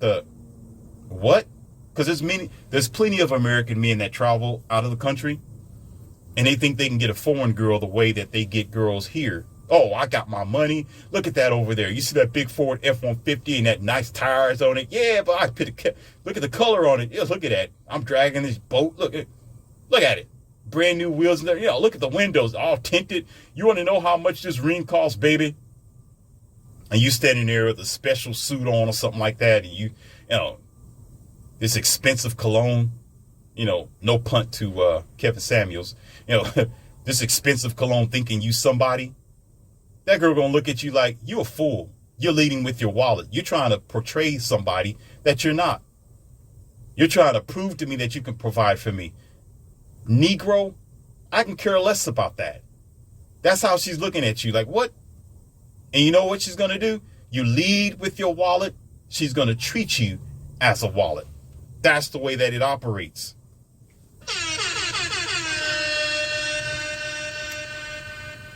I put down the law. I said, you're going to treat me like a man. not as a walking ATM. If you expected me to spit out some dollar bills, I mean, various dollar bills, right? Forget about it. I am not your jackpot, nor am I going to be your retirement plan. And that's what set the pace. So getting back to the main subject here, we're going to put this all together. A lot of you men don't understand your own value. That's your problem. You're always settling for less, and then you standing there with a ring on your finger and you're starving to damn death.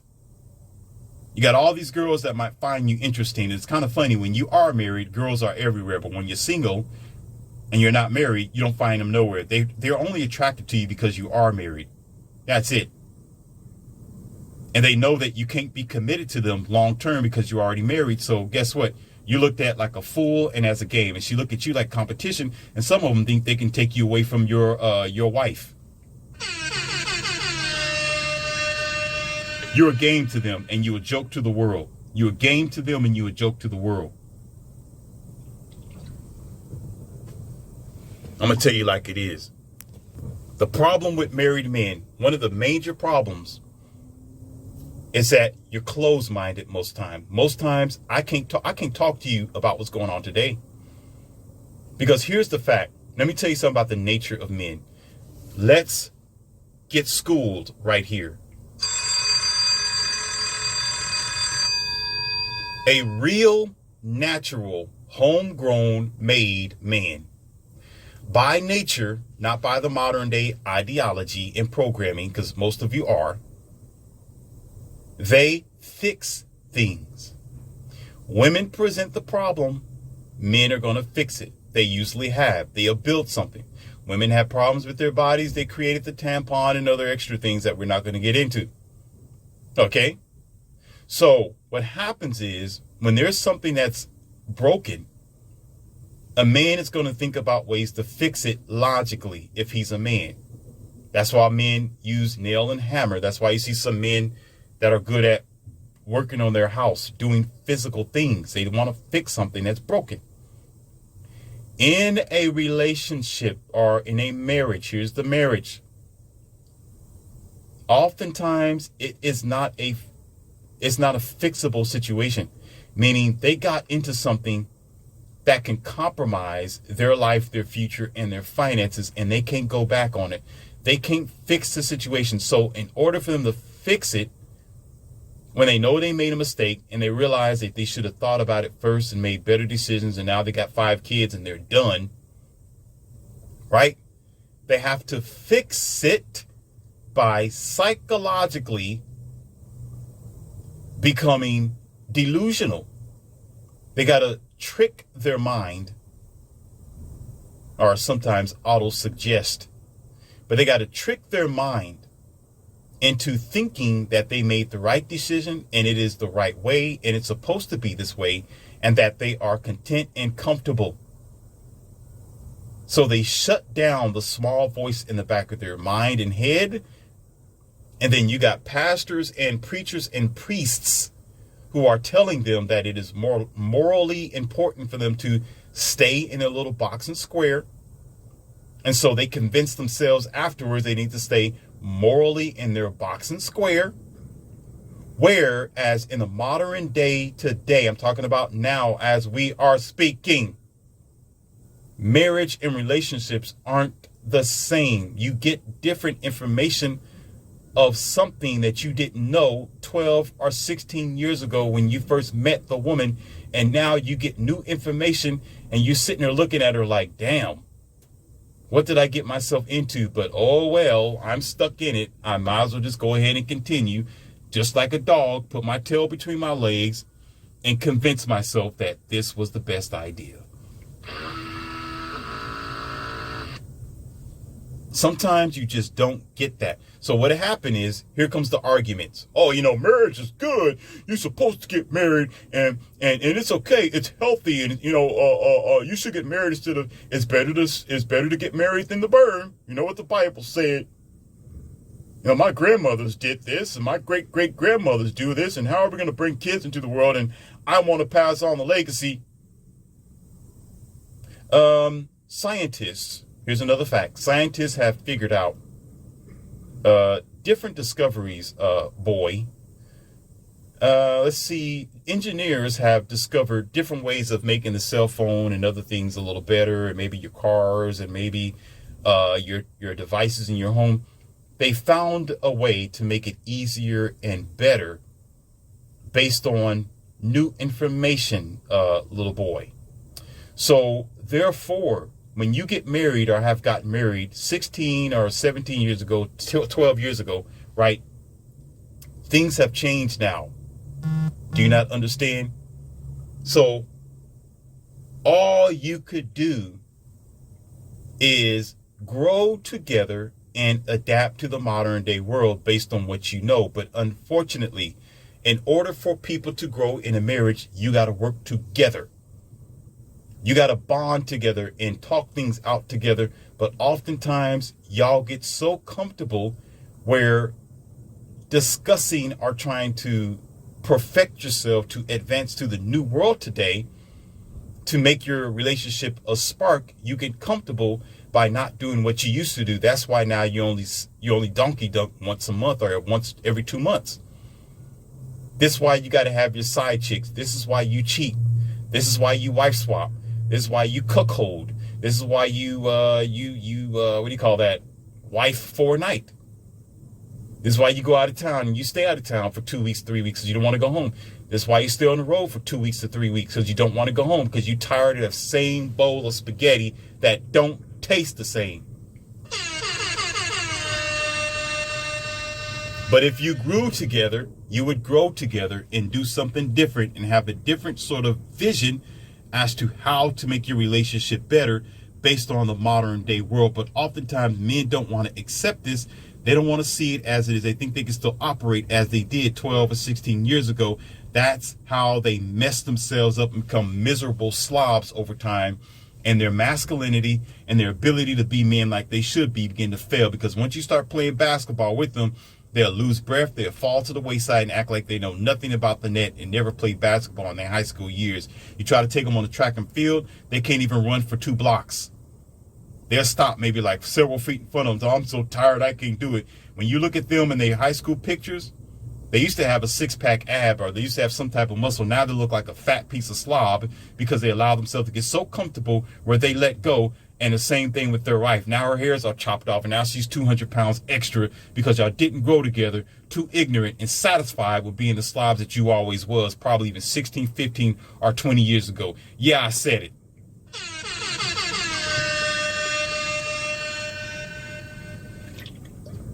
I said it because that's the truth.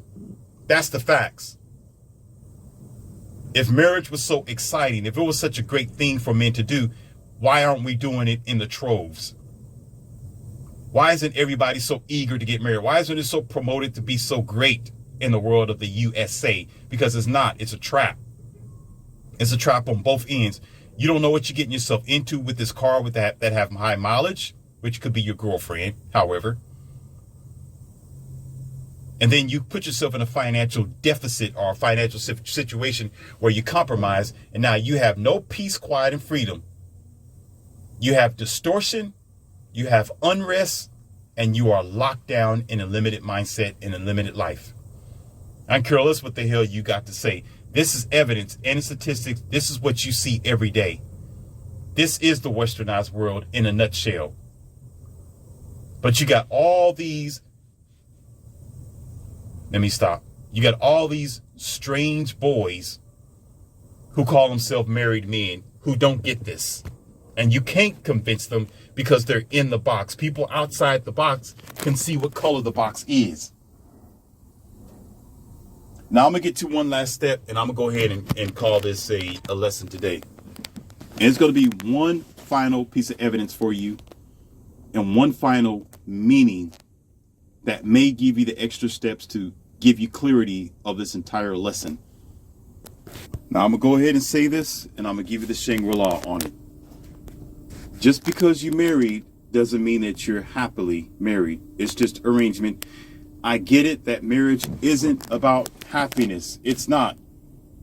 I know that it's generally about duty and responsibility, but who signed up for it but you, bozo with the red nose? You decided this. Nobody told you to obligate yourself. You volunteered to be the slave. I told you this before. I'm not going to repeat myself. You volunteered to take the burden on your shoulders because you think you have to, when you can go live your life. You can expand your horizon. You can be 40, 50, 60, probably even damn near 70 years old and be somewhere living your goddamn life. But you decided to come over here and be stressed out, get into a traditional system that is no longer traditional, nor does it support the future anymore. Because nobody's interested in it because it's a failing system. It's broken. You did that. So if it's an unhappy union, that's your fault. You as an adult chose to get married. Nobody pushed you down there. You chose to take on the task of a unhappy union and be diligent in the duties that you are responsible for as an adult. You did that when you could have made a different decision, and you was programmed to. Now you got to deal with it probably for the rest of your life. Go suck your thumb and sit in the corner, put your face in it, put dodo bird on the hat and be happy. You chose it. Don't come over here and get mad at men who want peace, love, and freedom, or what do you call that? Peace, quiet, and freedom. Don't get mad at men who want peace, quiet, and freedom. Don't get upset if there are men who are living their life happily and excited to go and be wherever they want to do and still live better than you because you want to be this traditional. Let me stop. I'm going to quit.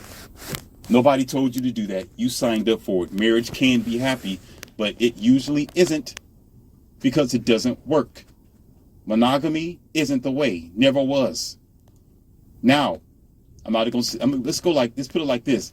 The times today isn't fulfilling for a marriage. It's not.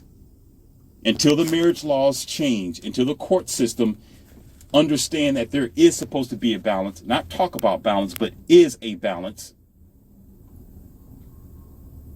Until women begin to change their ways and their perspectives on how they deal with men, it's best not to put all your eggs in that basket because it is a guarantee that basket is going to break. So therefore, if you're unhappy, it's your dumb fault for being dumb. Now, here's the Shangri-La of all Shangri-Las. So the married man said this, and I said it before, but I'm going to break it down because I didn't get a chance to because I went off to certain rails. But I'm going to go ahead and talk about this, and let's bring clarity to it. Again, they'll say, well, you've never been married, so how do you know? You can't tell me. You can't be a marriage counselor. How are you going to sit here? You never been married. And I'm standing there looking at my companions. Sometimes when they get quiet, they're calling you a dumbass without saying it. Some girls are very socially calibrated, and I can tell when my companions call you a dumbass, they don't have to say it. They'll look at you a certain way and they'll look at me and they'll make a certain face expression and I'll start laughing. And then you'll stand there like a dummy, like, hey, what happened? She just called you a dumbass and you don't even know it. Now this is how it works. I used to hunt, and there was a time where I had a dog with me, German Shepherd, and he beautiful black fur, gorgeous dog, right? And I had this machete, a long blade that I would use when I go hunting for various reasons, bushes and branches and stuff like that, because I really want to get me a deer, right? And this machete, the dog wasn't scared of the machete. As a matter of fact, it'd be on the floor or sitting down. The dog wouldn't mess with it. It'd walk up to it and sniff it and go on about his way, right? The dog would I can lay it on the dog's fur. I can just if the dog was standing still, I'm just giving an example here. It's not animal abuse. No, I don't use it on the dog. Don't be stupid. And I'll lay it against the dog and the dog won't move. The dog will stand there as a stand until I tie my shoe, pick up my coffee, and grab the machete, and the dog would just move because the dog understands to stand still, whatever. Or it can be a broomstick, It can be whatever. The dog understands, hey, he's using me for a kickstand. I'm going to be still. So that's what the dog did with the machete, right? And sometimes it was uncovered. You would say, oh, this is dangerous. No, I'm getting to a point here. I'm getting to a point. And the point is the dog wasn't afraid of this machete. I never swung it at the dog, of course. No axe of anything. Brand new machete. So I go hunting and I catch me a deer. Pow! Right? And I did the unusual, because I go through training. I told you before, military training, and I'm a different type of guy. So I'm thinking I have to remove the head from the body of this deer. Some of you say, hey, you're not supposed to do that. And well, it was a time or two ago. There are certain regulations, and it was my deer. I had the license and everything. So shut your mouth. Okay, deer meat, deer jerky, whatever else. But anyhow, so I took the machete to remove to disconnect the top part of the deer from the body. And my dog was there watching the whole time, looking at the machete, right? So the dog was looking, and I noticed that the dog started walking backwards to a distance, looking at the deer and what I was doing. Now, check this out. Ever since then, the dog don't come near the machete at all. I can't never rest it against him no more. He doesn't sniff the machete. And listen, if I pull it out of the closet and I leave it against the wall, the dog will look at it and see it in the room and won't go in the room. It'll walk the other direction. He ain't stupid. Listen, he'll look at the machete and say, hell no, exit left, I'm out of here. I'm out. I know what this thing can do. And guess what? Even better. If I even unsheath the machete to sharpen it up, he will jump. He'll automatically think, danger, danger, danger, danger, danger, right? He's out of there. Smart. Now he understands this thing isn't safe. It's uncomfortable. I seen what it can do to that deer. Hell no. Don't even rest it against me. I'm out. I ain't careless what he's doing. If I bring the machete out, he's out. He's gone. He's going to go the opposite direction. He's going to jump. If I unsheath it, he's going to move because no. Now, getting back to what that bozo said. Oh, you're not married, so how can you tell me you don't have no experience, like most of you funny people that say that as well? You're not a doctor, you're not a firefighter, you're not a lawyer, you're not a teacher, you're not a mechanic, you're not this and that, you're not a painter, you're not an entrepreneur, you're not a spokesman, you're not a politician, you're not a president, so how the hell do you know what's going on? Huh? I just gave you a clear example. So you watch somebody fall down a cliff, right? Do you need to experience what's going to happen at the bottom of the cliff to understand that these mangled people down there, they're not getting back up? Do you really want to be that dummy to jump up to do the same thing? No, you don't. So what will happen is, listen, you will warn anybody who will get near that cliff. You would tell them, don't go that way because you can hurt yourself.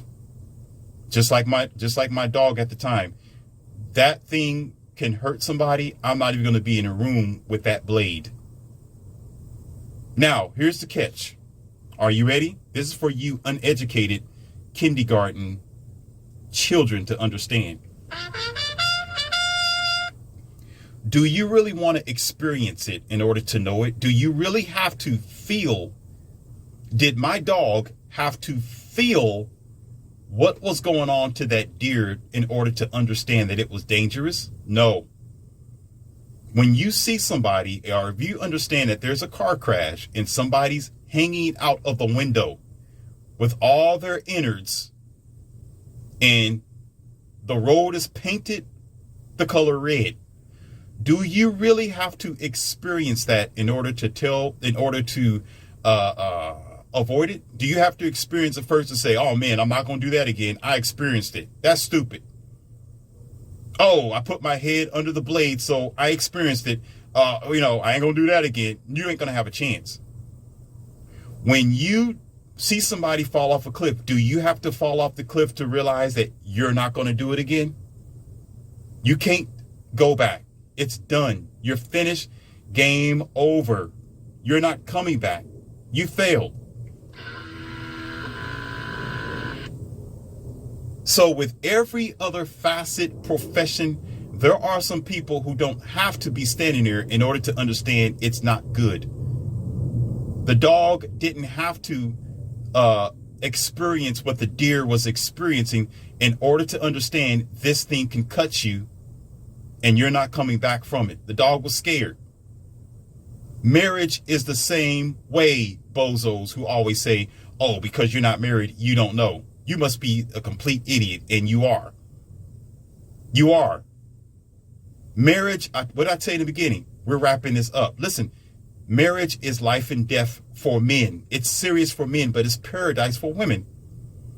If other men in the world is telling you it's not a good idea, there's a reason why they're telling you that. The bridge is out. You got a 20% or less chance of survival. The rest is against you. Why would you take that chance to walk that bridge and fall to your doom? Some of you need to stop being stupid and stuck on, you need to rethink yourself. Some of you people in the westernized world, you need to be recalled by God. God needs to recall your brain and your mind. You need to be recalled. You don't want to, and you should not need to experience hell to understand hell is not the place to be. You need to learn how to open up your ears and take advice when somebody's talking to you, because there's some truth in it. When I'm speaking to you on my audios, maybe you don't gravitate to most of it, but there is some truth to what I say that makes sense. You're not going to accept everything, and everything most of it might rub you wrong, but there is something there that is very important that can probably save your ridiculous life. This is why I made this is why it's a principle now. That's why I'm not going to have a deep conversation with the married man, because too many of you are stuck on stupid. You walk around with your thumb in your goddamn mouth, and I'm not going through that. I told you before, I'm at zero tolerance. I don't suffer fools. I have a better time having a conversation with a single man who's enjoying his life than with somebody who's in a slave mind mentality. You're locked down in a commitment that you signed up for. Don't come talk to me. Educate yourself first, do your research, and we can have a conversation. Until then, you're the one who don't know. Shh. Don't come talk to me. Don't. If your car has a 90% chance to break down on you while you're traveling from California to Florida, you're not going to take that chance, Mr. Sparty Pants. If somebody tell you who is not driving that car, but understand its mechanics tell you don't do it, you'll be the dummy to say, well, you're not a mechanic. What do you know? They don't have to be a mechanic. They know that car. And then you do it anyway. You find yourself on the roadside or stuck somewhere.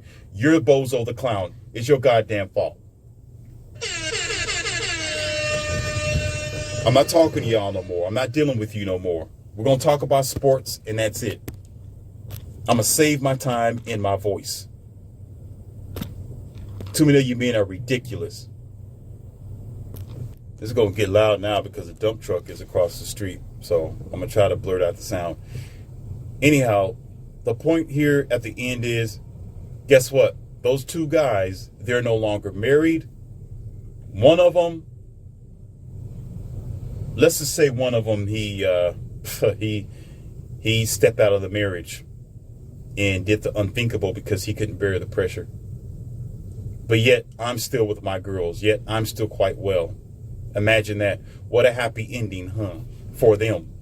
that decide to sign up for foolishness. And the other wife of the other guy, yeah, she turned lesbian. Wow, imagine that. But guess what? He chose her. Look at that. It's just ridiculous and loud. That don't make no sense. Anyhow, that's the lesson for the day. Let's speak up over this now stuff. Until next time, and I'm going to go inside and get ready to create another audio for you. It's Leon C, a.k.a. Morpheus, and I know you've learned something and got something out of it. This isn't for hatred, and it's not to put men down because I'm a man myself. It's to empower you, to let you know, to open up your eyes, and there is another horizon that you can deal with and be with. Love yourself and enjoy yourself and be the man that you're supposed to be and stop being programmed. Relieve your mind and disconnect yourself from what the society wants you to be. Be what you want to be and protect yourself. Build your bridges. Know what you want. Therefore, there's no regrets. If you sign up for a responsibility, deal with it because you signed up for it. You're supposed to be the leader and the king. If you decide to tuck your tail and sign up for something that's going to limit you, it's your fault. Be stupid. Deal with the consequences. Lay in your funny, retarded bed. Until next time.